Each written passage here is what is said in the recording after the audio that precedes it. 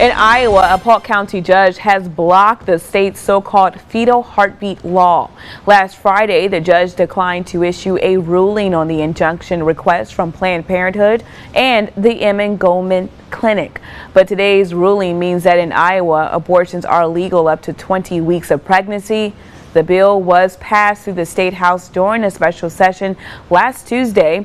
The restrictions banned most abortions once cardiac activity is detected, usually around 6 weeks. It's similar to a bill passed in 2018, which was blocked by the Iowa Supreme Court earlier this year.